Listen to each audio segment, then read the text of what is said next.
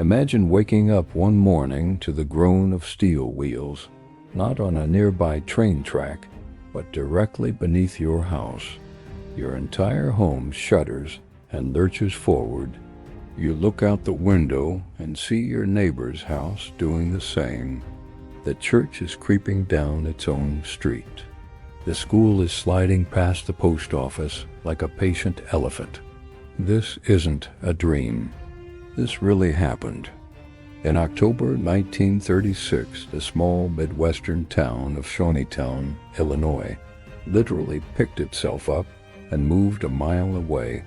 It's one of the most incredible, yet almost forgotten, engineering feats in American history. What sounds like a tall tale was actually a meticulously planned federal operation, a story of survival, ingenuity, and sheer defiance in the face of nature's wrath. To understand why a town would do something so drastic, you have to know Shawneetown. Founded way back in 1798, it was older than the state of Illinois itself. It began as a bustling trading hub right on the banks of the mighty Ohio River. For decades, it was the gateway to the West. Steamboats lined its docks, merchants got rich, and its future seemed bright. But the very river that gave Shawneetown life also became its curse. The Ohio River flooded relentlessly. Year after year, the water would rise, swallowing streets, ruining homes, and washing away livelihoods. The people of Shawneetown were tough. They would clean up, rebuild, and carry on. But by the 1930s, during the Great Depression, the constant battle was taking its toll. The floods were getting worse, and the community was exhausted. The final warning came with the looming threat of what would become the Great Flood of 1937, a disaster that would eventually submerge the entire town under 10 feet of water. Most towns in that situation would have simply given up. The people would scatter, the buildings would rot, and history would dissolve into mud. But Shawneetown refused to die. Local leaders did something bold. They asked the federal government for help. This was the era of President Franklin D. Roosevelt's New Deal, a time of massive public works projects. The government was building bridges, dams, and roads all across the country to fight the Depression. So saving a whole town? It was unprecedented, but maybe, just maybe, not impossible. The Resettlement Administration approved a plan so audacious it left engineers stunned. They weren't just going to build a new levee or reinforce the riverbanks. They were going to move the entire town lock, stock, and barrel to higher ground, a full mile inland. The government bought the land and started laying out new roads and foundations. But what about all the existing homes, the churches, the businesses?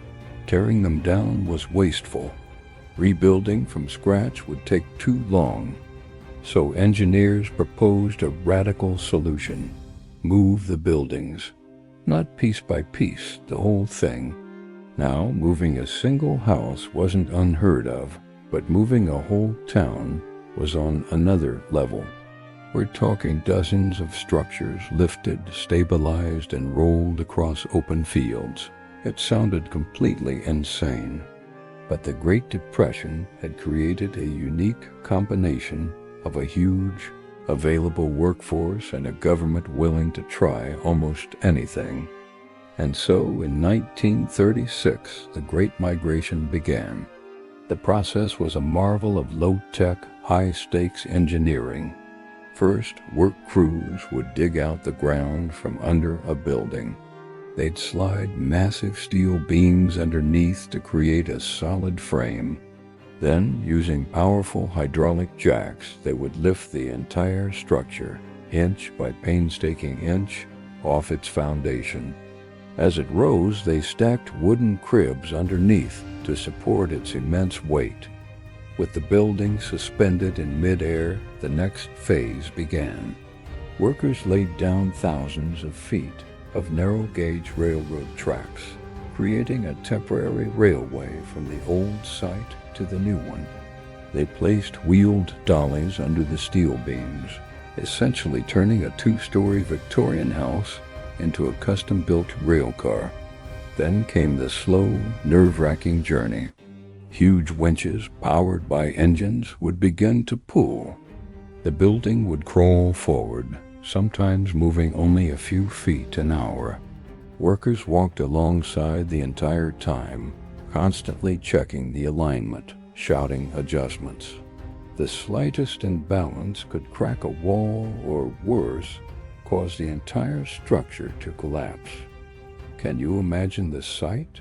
Houses gliding across the landscape, families watching their own homes, the places where they were born, roll away, kids running alongside their moving porches. It must have been surreal, a bizarre parade of migrating architecture. For the people of Shawneetown, this wasn't just an engineering project. It was a deeply emotional spectacle. Their town wasn't being rebuilt. It was literally on the move. In total, more than 60 buildings made the journey. The town's central church, the schoolhouse, beautiful old homes, and storefronts, all successfully relocated. Some structures were too fragile and had to be dismantled. A few even collapsed during the move and were rebuilt. But the vast majority survived the trip intact, and the timing was perfect. In January 1937, just months after the move was completed, the Ohio River unleashed its fury in one of the worst floods in American history.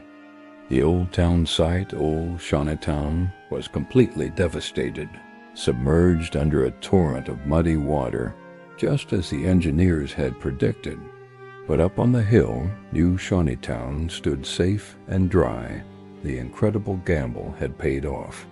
A community had escaped a natural disaster not by fleeing, but by taking their homes with them. New Shawneetown was officially dedicated in 1938. It was a modern town, with orderly streets and houses safely perched above the floodplain. But as the years went by, the story began to fade.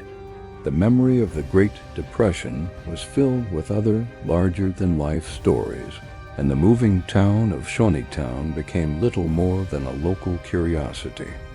Today, most people have never heard of it, but for engineers and historians, it remains one of the most ambitious relocation projects ever undertaken. And think about it. Now, in the 21st century, we're talking about climate relocation and moving coastal cities threatened by rising sea levels. We debate billion-dollar plans and high-tech solutions. But almost 100 years ago, a small, stubborn town in Illinois, using little more than rails, jacks, and sheer grit, already showed us it could be done. They proved that when faced with the impossible, human ingenuity can find a way to move not just mountains, but entire towns. Thanks for watching.